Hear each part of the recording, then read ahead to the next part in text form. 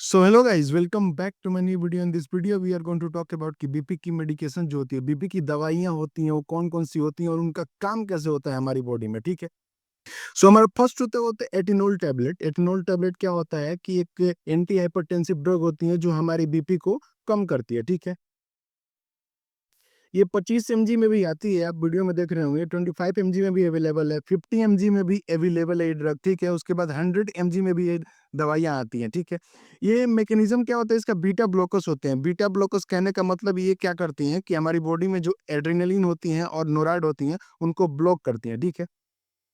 इसके mechanism of action की बात करें कि कार्रवाई की प्रणाली क्या है, कैसे ये काम करता है, ठीक है? Slow heart rate and reduce the force of heart contraction lowering BP. ये क्या करता है कि हृदय गति धीमी हो जाती है और हृदय संकुचन का बल कम हो जाता है और जिससे रक्तचाप कम हो जाता है, ठीक है? तो ये मेन मैकेनिज्म होता है कि हृदय को ये गति को उसको धीरे कर देता है, ठीक है? और हृदय संकुचन का बल जो होता है उसको भी कम कर देता है, जिससे चलते जो रक्तचाप होते हैं वो कम हो जाते हैं ऑलरेडी, ठीक है? उसके बाद इसकी खुराक की बात करें, कितने खुराक में हम किसी को दे सकते हैं, तो वन्स अ डे अगर किसी का बीपी रेगुलर हाई रहता है तो एक दिन में हम लोग एक टैबलेट दे सकते हैं, ठीक है? इसकी रूट की बात करें कि किस माध्यम से हम अपने बॉडी में ले सकते हैं, तो मौखिक ले सकते हैं, जैसे कि मुख से हम एक ग्लास वाटर लेके टैबलेट को हम लोग खा सकते हैं, ठीक है? मतलब ले सकते हैं, ठीक है? मौखिक द्वारा। सेकंड है हमारा एम्लोडिपिन है, ठीक है? जो कॉमनली यूज़ होता है सबके यहाँ, मतलब जिस जो पेशेंट होते हैं हाई बीपी के, वो एम्लोडिपिन यूज़ करते हैं, ठीक है? इसकी एमजी की बात करें तो 2.5 एमजी में भी अवेलेबल है, 5 एमजी में भी अवेलेबल है और 10 एमजी में भी अवेलेबल है। इससे हायर भी अवेलेबल है, ठीक है? इसकी मैकेनिज़्म की बात करें, वो होता है calcium channel blockers. Calcium channel blockers क्या करती हैं कि हमारे कैल्शियम क्या करते हैं, हमारे मसल्स को कॉन्ट्रैक्ट करने में हेल्प करते हैं। तो मसल जब कॉन्ट्रैक्ट होता है तो हमारा बीपी भी हाई होता है, ठीक है? तो उस चीज़ को क्या कहते हैं, वो चैनल जो होता है कैल्शियम को, उसको ब्लॉक करके रखता है, जिससे हमारी बीपी लो होती है, ठीक है? मैकेनिज्म ऑफ एक्शन क्या है, कार्रवाई की प्रणाली कैसे काम करती है, prevent calcium from entering heart and vessels, muscle cells, relaxing vessels and lowering BP, ठीक है?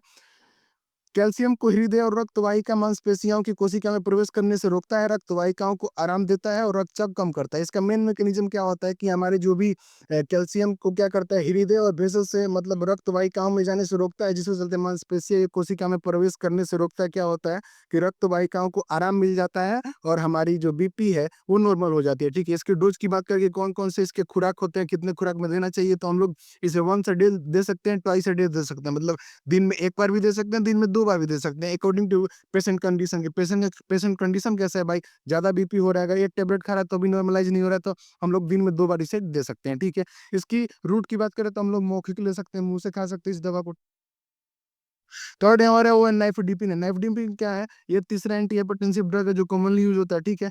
इसकी एमजी की बात करें तो वो होता है 5 एमजी में भी अवेलेबल है, हमारे पास 10 एमजी में भी आता है और उससे भी हायर आता है, ठीक है?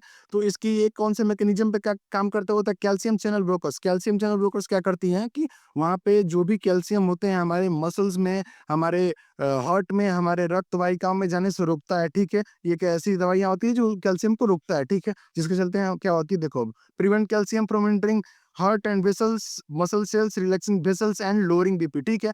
कैल्शियम को हृदय और रक्त वाहिका मांसपेशियों की कोशिकाओं में प्रवेश करने से रोकता है, रक्त वाहिकाओं को आराम देता है और रक्तचाप कम करता है, ठीक है?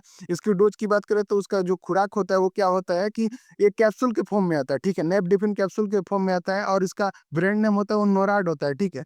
तो क्या करता है इसका जो ब्रांड नेम होता है, सॉरी, कैल्सीगार्ड होता है। तो कैल्सीगार्ड कैसे काम कैसे करते हैं, इसको कैसे हम लोग दे सकते हैं?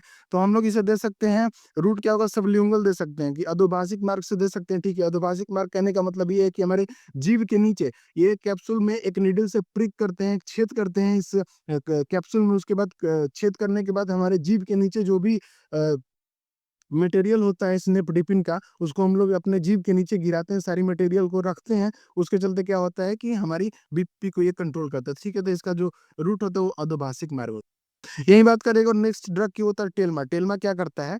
टेल्मा में अगर बात करें तो 40 एमजी की एक नॉर्मल प्लेन टेल्मा की बात करें तो 40 एमजी में अवेलेबल है हमारे मार्केट में, ठीक है? ये क्या होता है, एंजियोटेंसिन रिसेप्टर ब्लॉकर्स होता है। क्या एंजियोटेंसिन, देखो मैकेनिज्म ऑफ एक्शन की बात करें तो क्या होता है, prevent angiotensin from binding two receptor keeping blood vessels relax, ठीक है? रक्त वाहिकाओं को आराम देता है और एंजियोटेंसिन को रिसेप्टर से जोड़ने से रोकता है, ठीक है। एंजियोटेंसिन क्या होता है? एंजियोटेंसिन एक ऐसा ऐसा हार्मोन होता है जो क्या करता है, हमारी रक्त वाहिकाओं को मतलब उसको क्या करता है, टाइट करता है, टाइट करने के चलते हमारी बीपी को बढ़ाता है, ठीक है। तो उसी को हम लोग उसके जो रिसेप्टर्स होते हैं, जो उसके रिसेप्ट करने वाले मतलब जो उसको एक्सेप्ट करने वाली चीज़ें होती हैं, उसको ब्लॉक करते हैं, तो जिसके चलते हमारी बीपी होती है और नॉर्मल हो जाती है, ठीक है। अगर खुराक की बात करें तो वो क्या होता है, वन्स अ डे, दिन में हम लोग एक बार इसे दे सकते हैं, ठीक है। इसकी रूट की बात करें तो रोल ओरल होता है, मौखिक मतलब मुँह से हम लोग इस टैबलेट को दे सकते हैं, ठीक। जो हमारा नेक्स्ट है वो लिज़िनोप्रिल है। लिज़िनोप्रिल बहुत ज़्यादा कॉमनली यूज़ होता है सबके यहाँ, ठीक है। तो ये क्या होता है कि ये अवेलेबल होता है हमारे पास 5 एमजी में भी अवेलेबल है मार्केट में, 10 एमजी में भी अवेलेबल है, ठीक है। इसकी बात करिए कौन से मैकेनिज़्म पे काम करता है, तो वो होता है एंजियोटेंसिन कन्वर्टिंग एंजाइम इन्हिबिटर्स, ठीक है। एंजियोटेंसिनोजेन क्या होता है? एक प्रोटीन होता है, ठीक है। तो प्रोटीन को कन्वर्ट करता है हमारी रेनिन क्या करता है? एंजियोटेंसिन फर्स्ट, एंजियोटेंसिन सेकंड में कन्वर्ट करता है, ठीक है। तो उस रेनिन एंजाइम को ये ब्लॉक कर देता है। जब रेनिन एंजाइम ही नहीं रहेगा तो भाई एंजियोटेंसिनोजेन प्रोटीन है वो एंजियोटेंसिन सेकंड में कन्वर्ट ही नहीं हो पाएगा। मैकेनिज्म ऑफ एक्शन की बात करें, कार्यवाही की प्रणाली क्या है? Block the production of angiotensin hormone that constrict blood vessels leading to vasodilation and lowering BP, ठीक है। एंजियोटेंसिन हार्मोन के उत्पादन को अवरुद्ध करता है, जो रक्त वाहिकाओं को संकुचित करता है, जिससे वेसोडाइलेशन और निम्न रक्तचाप होता है, ठीक है। मतलब क्या होता है कि जो मैंने बता दिया सारा चीज़ कि जो प्रोटीन जब एंजाइम ही नहीं रहेगा, तो ये चीज़ें काम कैसे करेगी? तो जैसे करके हमारी वेसल्स को डायलेट करती है, रिलैक्स करती हैं और सारा काम हो जाता है, मतलब बीपी नॉर्मल है। खुराक की बात करें तो हम लोग वन्स अ डे दिन में 1 बार दे सकते हैं। अगर रूट की बात करें तो क्या होता है कि हम लोग ओरल दे सकते हैं, मौखिक मतलब दे सकते हैं, जैसे कि मुँह से मतलब दे सकते हैं इस दवा को, ठीक है। तो अगर ये वीडियो आपको इन्फॉर्मेटिव लगा तो हमारे चैनल को लाइक करें, सब्सक्राइब करें, don't forget to press the bell icon.